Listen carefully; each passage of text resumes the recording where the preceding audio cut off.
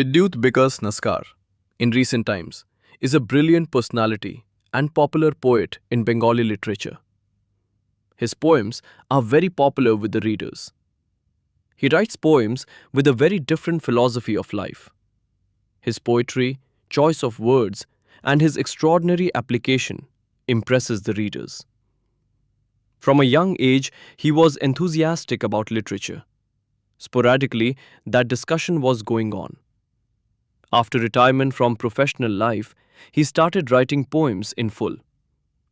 Many papers of West Bengal started to be published. Poems regularly. He soon caught the attention of readers for producing extraordinary poetry.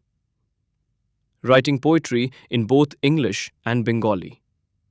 Now, meanwhile, several books of poetry have been published, and initiatives are underway to publish more books of poetry. Recently, he has been writing prose literature, being enthusiastic about prose literature. He gives more importance to the opinion and criticism of the readers, he thinks. Without giving importance to the criticism and opinion of the readers, a poet cannot participate in any new creativity. He is against the use of unnecessary, complex words in poetry. His poetry practice on various subjects. Over time, he can change himself and the effect of that change applied in his poetry. He wants to move forward with poetry with modernity. This television show, this famous poet, self-introspection. The poet himself is talking about his experience of writing poetry. Also read the poem in your own voice. It is hoped that people who love poetry and literature will enjoy this program. নমস্কার, আমি তো কবিতা ছোটবেলায় একবার লিখতাম, তারপরে আস্তে আস্তে সেটা সময়ের কালের বিবর্তনে হারিয়ে গিয়েছিল। যখন আমি 70 বছর পার করতে চলেছি, সেই সময়ে আমার কিছু বন্ধুবান্ধব বলল, তুই তো একসময় লিখতিস, আবার লেখা শুরু কর। তো আমি সেই যে লিখতে আরম্ভ করলাম, আমার সেই পুরনো দিনের কথা মনে পড়ে গেল। কিন্তু আমার লেখাতে সবসময় যেন সেই ছোটোবেলার কথা, সেই চাঁদের বুড়ি, আমার ঠাকুরমার কথা, আমার দিদিমার কথা, আমাদের বাড়ির পুরনো দিনের কথা আমার লেখার মধ্যে উঠে আসতে লাগলো। এটা আমার অনেক পাঠক পাঠিকা সমালোচনার সময় বলেছে যে আপনার লেখায় কেন এত অভিমান, এত বিরহ, আপনি কেন এইভাবে নিজেকে লিখছেন।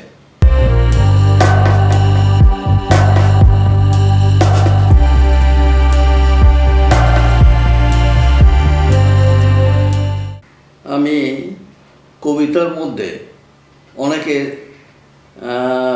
নানা রকম শব্দ ব্যবহার করে, তৎসম শব্দ।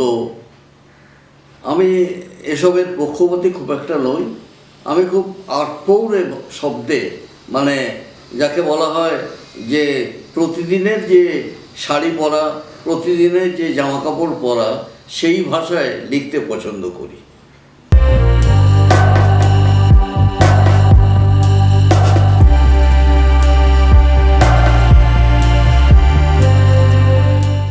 আমি হয়তো রাস্তায় যাচ্ছি বা কোথাও আছি, আমার মধ্যে একটা কবিতার লাইন চলে এলো। সেই লাইনটা যখন আমি বাড়িতে এসে বসে লিখতে আরম্ভ করলাম, যে জন্য দেখবে আমি যেখানে বসে আছি তার পাশেই কতগুলো কাগজ কলম নিয়ে আমার একটা সোফা পড়েই আছে। কারণ কি, আমার মাথায় যখনই কোনো শব্দ ভেসে ওঠে, আমি সেই শব্দটা একটা কাগজে লিখে রাখি, যেটা আমি পড়ে আমার কবিতায় রূপ দিতে পারি। আমি আজকালকার কবি লেখকদের মতো এই মোবাইলে লিখে যাওয়া, এটাতে অভ্যস্ত নই, পারিও না সব সময়। কারণ এই মোবাইলের ছোট ছোট অক্ষর আঙুল লাগাতে লাগাতেই সরে যায়, অক্ষরও মুছে যায়, অক্ষরও ভুল হয়ে যায়। তাই আমি ওই শব্দগুলো লিখে রাখি। কিন্তু যখন কবিতাটা পুরো দাঁড় করাই, দেখি আমি যা ভেবেছিলাম সেটা বোধহয় হলো না। কেন হয় না তাও আমি জানি না।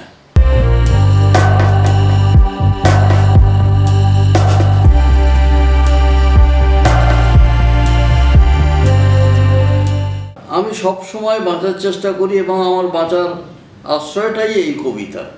আমি এই কবিতাতে যত তুমি আমার কবিতার মধ্যে যাবে, আমার প্রথম বই, দ্বিতীয় বই, এরপরে আবার একটা বই আসবে, দেখবে আমি আমার কবিতার পথ যেন পাল্টে যাচ্ছে আস্তে আস্তে। আমি আস্তে আস্তে বিভিন্ন বিষয়ের মধ্যে লিখছি। আমি কোনোদিন হয়তো লিখে ফেলেছি যে একটা সেফটি পিন বলে কবিতা, কি না, যাদবপুর বিশ্ববিদ্যালয়ের রাস্তায় হাঁটতে হাঁটতে পায়ের হাওয়াই চটি ছিঁড়ে গিয়েছে, আমার সঙ্গে যে হাঁটছে, এটা অবশ্য ভার্চুয়াল, আমার মনের কথা।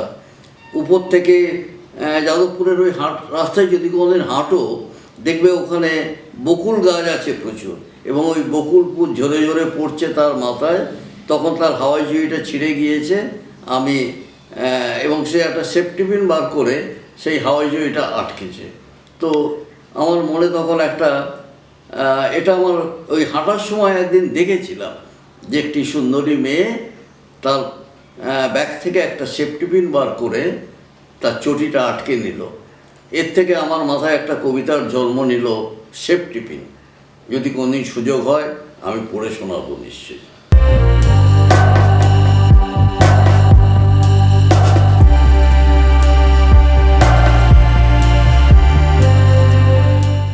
একবার আমি আমার ছেলে মেয়ে, আমার স্ত্রীকে নিয়ে আর আমার মা, বৃদ্ধা মাকে নিয়ে পুরীতে বেড়াতে গিয়েছিলাম। দেখলাম পুরীর বারান্দায় বসে মা অঝর নয়নে কাঁদছে, আর আমার ছেলেও কাঁদছে। বলছে, আমার মা, যদি আবার কখনো কোথাও বেড়াতে যাস আমাকে সঙ্গে নিয়ে যাস। আমার ছেলে বলছে, আর তো সমুদ্র দেখা হবে না। কিন্তু আমার ছেলে এরপর বহুবার বহু জায়গায় কাজের সূত্রে সমুদ্রে গিয়েছে। এই আমার মাকে নিয়ে মনে পড়ে গেল হঠাৎ এই কথাটা, যে আমার মাকে নিয়ে বম্বে গোয়া আমরা একবার বেড়াতে গিয়েছিলাম। তো মা যখন ওই স্টিমারে করে যখন এতে যাচ্ছি, আমরা ওই যাচ্ছি, তখন মা বলছে যে আমার আর কোনো দিন এই সমুদ্র দেখা হবে না, পাহাড় দেখা হবে না। কারণ আমার মা থাকতো জয়নপুর বলে একটা গ্রামে, আর তার বাপের বাড়ি ছিল সোনারপুর। এই জয়নপুর টু সোনারপুর এই আসা যাওয়া ছাড়া মা আর কোথাও কোনোদিন যায়নি। তাই মা যখন আমার সঙ্গে পুরীতে গেল, মা যখন আমার সঙ্গে বোম্বে গোয়া গেল, তখন বলল যে বাবা, যদি আর কখনো কোথাও যাস আমাকে সঙ্গে নিয়ে যাস।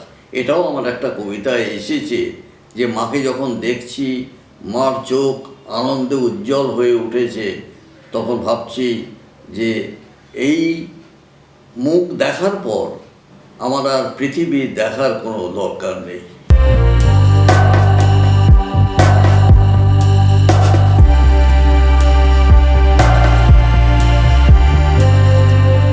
তো আমার কবিতার সবচেয়ে বড় সমালোচক আমার স্ত্রী, আমার ছেলে, আমার মেয়ে।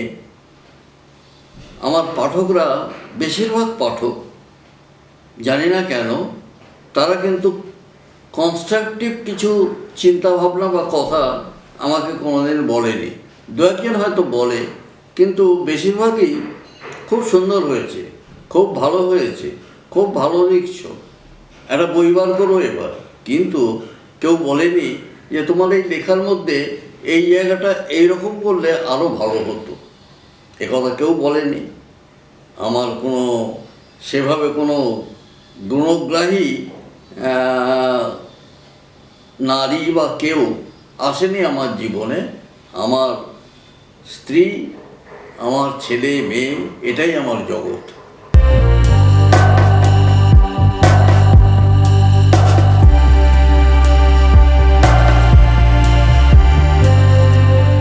আমি আর পাঁচজন সাধারণ মানুষ যেমন, আমিও তেমনি ঘর সংসার করি, বাজার যাই। অনেক হয়তো ভাবে কবিরা বাজার যায় না, কবিরা খায় না, কিন্তু আমি বাজার যাই, বাজার করতে হয়, কেমন। তো ওই সময়টুকু বাদ দিয়ে যখন আমি ভাবি যে এইবার কিছু লিখব, তখন হয়তো অনেক সময় লিখতেও পারি না, হয়তো সারাদিন ধরে ভেবে যাচ্ছি একটা লাইন, সে লাইনটা আমার মাথায় আসে না। কিন্তু হঠাৎ করে কোনো একদিন কোনো এক মুহূর্তে হয়তো রিক্সায় যাচ্ছি, টোটোয় উঠেছি বা ই রিক্সায় উঠেছি, হঠাৎ আমার মাথায় একটা কথা স্ট্রাইক করে গেল। যেমন বললাম যে একদিন ওই যাদবপুর বিশ্ববিদ্যালয়ে হাঁটতে হাঁটতে শেকসপিয়র কবিতার কথা মাথায় এসেছিল, তেমনিও একদিন মাথায় এসেছিল আমি খুব চা খেতে ভালোবাসি, বিভিন্ন রকমের চা, এবং চায়ের সম্বন্ধে একটা লেখাও, আমার গদ্য লেখাও আছে।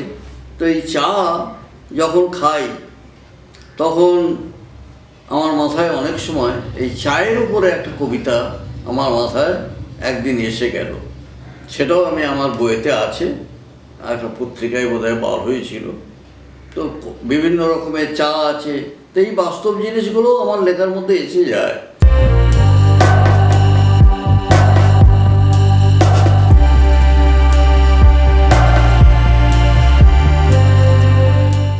আমি প্রথম দিকে যেসব কবিতাগুলো লিখেছিলাম, আজকে যখন রিরাইট করছি, আমার বহু কবিতা এখন আমি আবার নতুন করে লিখে সেইগুলোকে পোস্ট করছি, আমার বইয়েতে জায়গা দিচ্ছি। প্রথম দিকে আমার কবিতা খুব দীর্ঘ হয়ে যেত, কেন আমি জানি না, হয়তো আমি একটা এন্ড বা শেষ করতে পারতাম না। এখন আমি কবিতা শেষ করার চেষ্টা করি, এবং অনেকগুলো কবিতা আমার 3-4 লাইনের কবিতা আছে, এগুলো হয়তো খানিকটা কি বলা যায় যে অর্ডারি কবিতা। 2-1টা ম্যাগাজিন আছে যারা 4 লাইনের কবিতা বার করে, যারা 6-8 লাইনের কবিতা বার করে, তো আমি সেই ধরনের কবিতাও লিখি, এখন চেষ্টা করছি। ফলে কবিতা এখন আস্তে আস্তে আমার মধ্যে, জানি না এটা আমার আর কতদিন এই মানে আমার লেখক সত্তা কতদিন জাগ্রত থাকবে। আমি এখন চেষ্টা করছি এখনকার মতো কবিতা লিখতে।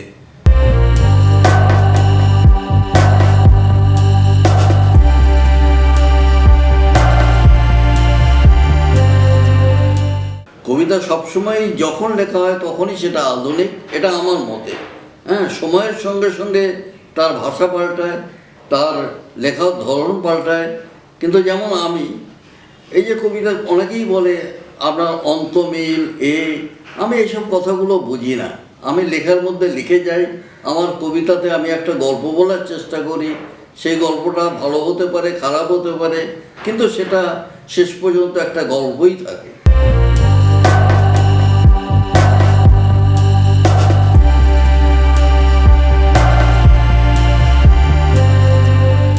এই জীবনে ওঠা নামা, জীবনের চলার পথে বিভিন্ন লোকের সঙ্গে দেখা হওয়া, এই যে তোমার সঙ্গেই হঠাৎ দেখা হয়ে গেল, আমার তো দেখা হওয়ার কথা ছিল না, তুমি এলে, দেখা হলো, এটাই তো একটা কবিতা হয়ে গেল। কোনোদিন হয়তো আমার লেখাতে এই কথাটাও চলে আসতে পারে।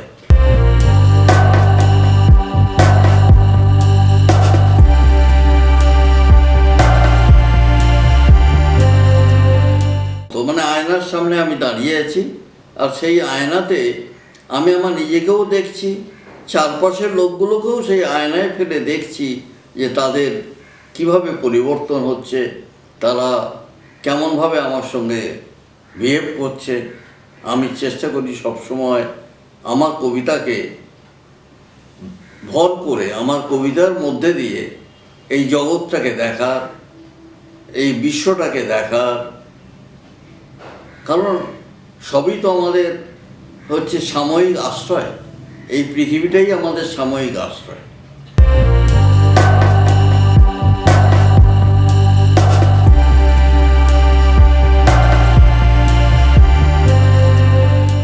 আমার বললাম তো, আমার স্কুল জীবন শুরু হয়েছিল নরেন্দ্রপুর রামকৃষ্ণ মিশন স্কুলে, এবং আমার শিক্ষকগুলো ছিলেন স্বামী লোকেশানন্দজি। তো তিনি একটা কথা আমাকে একদিন বলেছিলেন, জানি না কেন বলেছিলেন, যে বিদ্যুৎ, পৃথিবীতে এসেছো, কিছু না পারো একটা দাগ কেটে যেও, তুমি হয়তো কোনো বড় কিছু হতে পারবে না, কিন্তু যে চাকরি করবে, যে জায়গায় থাকবে, সেখানে একটা দাগ কেটে যেও, যে অন্তত কিছু তোমার পরেও কিছুদিন পরেও লোকে বলে যে এই লোকটা ছিল এখানে, এই লোকটা এখানে এই করে গিয়েছে আমাদের জন্যে। আর তুমি কখনো কোনো কিছু পাওয়ার আশায় কিছু করো না।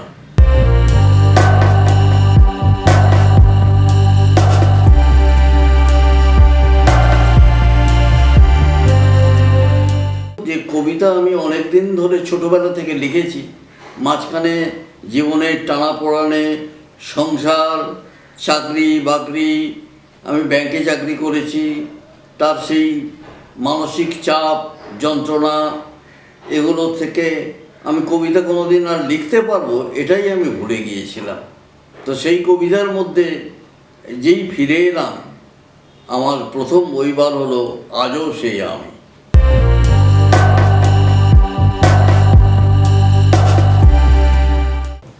নমস্কার, আমি রত্না নস্কর। আমি বিয়ের পর থেকেই আমার স্বামীকে দেখতাম মাঝে মাঝে কিছু লেখে, বুঝতে পারতাম না। পরে পরে দেখলাম যে ওগুলো কবিতা, তারপরে জানলাম ছোটোবেলা থেকেই লেখে। কিন্তু এই লেখাটা হয়তো অফিসের কাজের জন্যে বা সাংসারিক চাপে এটা একটু কমে গিয়েছিল। তারপরে আস্তে আস্তে যখন তারপর প্রায় রিটায়ার করার পরে যখন অবসর সময়, তারপরে দেখলাম এটা ওর কিছু বন্ধু বান্ধবদের অনুপ্রেরণায় যেন তুই লেখ করতে করতে ও তারপর লিখতে শুরু করলো। 10 বছর ধরে এইভাবেই লিখছে এবং সেটা খুব ভালোভাবে লিখছে এবং খুব আনন্দিত হয়েই লিখছে। আমারও সেগুলো খুব ভালো লাগে যে এখন অবসর সময়ে ছেলে মেয়ে বড় হয়ে গেছে, এদিক ওদিক চলে গেছে, আমরা দুজনেই থাকি, তার মধ্যে যে ও এটা খুঁজে পেয়ে খুব আনন্দে থাকে এবং তার জন্যে কিন্তু আমাদের সংসারে কোনো অসুবিধা হয় না। সব কিছু বজায় রেখেই লিখে তারপরে সেগুলো আমাকে পড়েও শোনায়, কোনো সময় পড়তেও দেয়। একটা হাসির কথা বলি, প্রথম লেখার পরে ও আমাকে পড়ায় বা পড়েও শোনায়, সেটা অনেক সময় খুব ভালো লাগে, আমি বলি খুব ভালো হয়েছে। আবার কোনোটা সমালোচনা করি যেটা ঠিক হয়নি, হয়তো রেগেও যায়। তারপরে আবার দেখি কোনো সময় কোনোটা বদলও করে, আবার কোনোটা হয়তো একটু বদল করে, কিন্তু তারপরে তার মানে বুঝতে পারি যে ওর নেতার খুব ভালো প্রেমিক, যার জন্যে এইগুলো আবার মেনেও নেয় সব।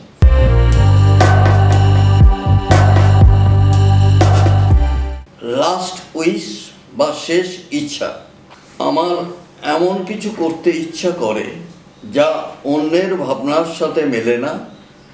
রাত শেষে হিসেবের খাতায় যে গরমিল, সবাই যেটা পাগলামি ভাবে তাই করতে ইচ্ছা হয়। বাতাসে মৃত্যুর ঘ্রাণ উপেক্ষা করে দুজনে চলার জন্য একটা সহজ রাস্তা খুঁজেছিলাম, যা এক সময় তোমার আমার দুজনেরই ছিল। জীবন ও মৃত্যুর দড়ি টানাটানির সংসারে আমি পুড়ে ছাই হয়ে যাই, আর যতটুকু ঘৃণা ক্ষয়ের জীবন থেকে বেঁচে যাবে সেইটুকু নিয়েই বাঁচার উৎসবে শূন্য আঁকড়ে ধরি ভালোবাসার জন্য। তোমার আমার ভুলে ভরা জীবনে স্বর্ণচাপা রং ছিল তোমার খুব প্রিয়।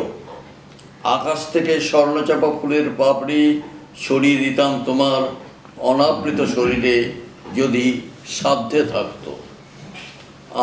তুমি যৌবনকালের দুর্বার গতি হারিয়ে এখন স্থবির, তাই ভাবি যদি আবার নদীর পাড় ভাঙা গতি ফিরিয়ে আনতে পারতাম, তাহলে এখনও বেঁচে থাকার আনন্দে তোমার ভেজা ঠোঁটে চুমু দিতাম সময়ের দ্বিধা সরিয়ে। এইরকম অনেক কিছুই করার ইচ্ছা হয়, সব কিছু কি করতে পারা যায়?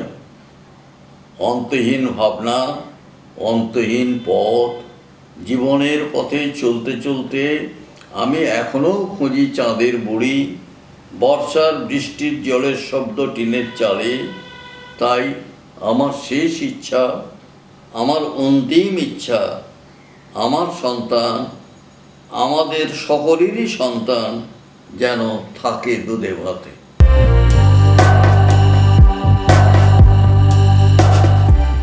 বাস্তবতা বালির ঘড়ি। কদিন ধরে বর্ষা ভীষণ, পথ পিছল কর্দমাক্ত হয়েছে বদ্ধভূমি। আকাশে মেঘের পরে মেঘ, দেখছি বজ্রপাত, ভূকম্প। নাম জানি নে তোমার আমি, তবুও তোমায় দেখতে আমি চাই। এই বর্ষাকালে জলের বোতল ঠান্ডা হলেও আমি যখন তখন গলায় ঢালি ঠান্ডা জল। মরার পরে অমর হলো আমার তোমার এই মৃত ভালোবাসা। বাস্তবতা বাড়ির ঘড়ি, ক্ষণে ক্ষণে হয় বিলীন। যত্ন ছাড়া যৌথ জীবন, ফুল ফোটে না তোমার আমার মনে তাই। অবহেলার ঠোঁটে খিদে, তাই চুমু শুধু কাজের পর। মরার পরে অমর হলো আমার তোমার মৃত ভালোবাসা। বাস্তবতা বাড়ির ঘড়ি, ক্ষণে ক্ষণে হয় বিলীন।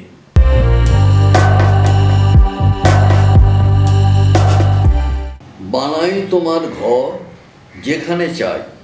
আজ সকাল রোববার, মেঘলা আকাশ। কিং সাইজ বিছানায় কেতা মেরে আমি ভাবছি আমার যেসব শেয়ানা বান্ধবীরা অপেক্ষায়।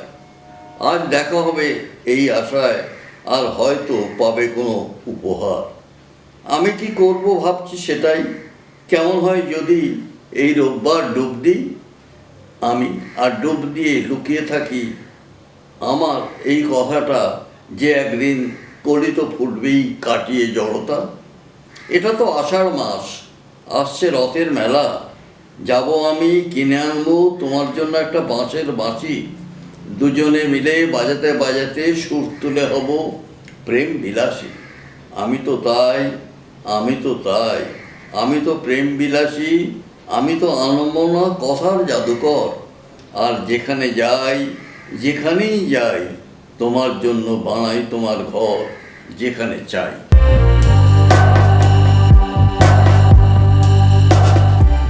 আঘাত, প্রতিঘাত, প্রতিরোধ।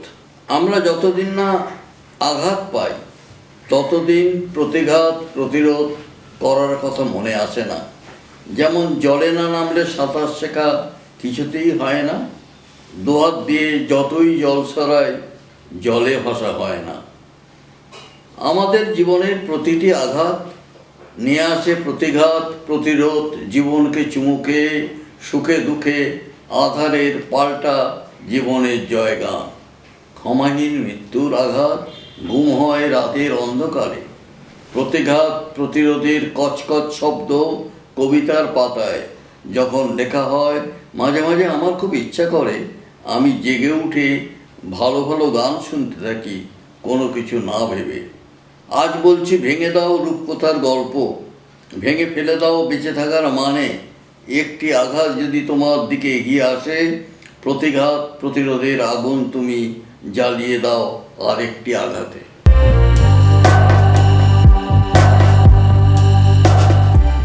আলোর ঠিকানা। নত জানো আমি প্রার্থনায় রত, দীর্ঘজীবী করো আমাকে। এই পৃথিবীর আলো হাওয়া জল কিছুই আমি ছেড়ে যেতে পারবো না এখনই। এই যে এক অলিক মায়ার বাঁধন। একটি শিশু এলোমেলো পায়ে এগিয়ে আসছে, স্বপ্ন দেখছি তার, যে দেবে আমার দেহে মনে শান্তির প্রলেপ। মায়াময় মোহভরা এই পৃথিবী, এখানে এসেছি এক ফেরিওয়ালা হয়ে, যে শুধু প্রত্যেকের ঘরে ঘরে ফেরি করে বেলায় আলোর ঠিকানা। তাই আজ এই বৃষ্টি ভেজা রাতে মেঘের আসা যাওয়ার জন্য আলো নেভে আসে। ঘুম নামে চোখের পাতায়, সময় থমকে দাঁড়ায় আমার আঙিনায়।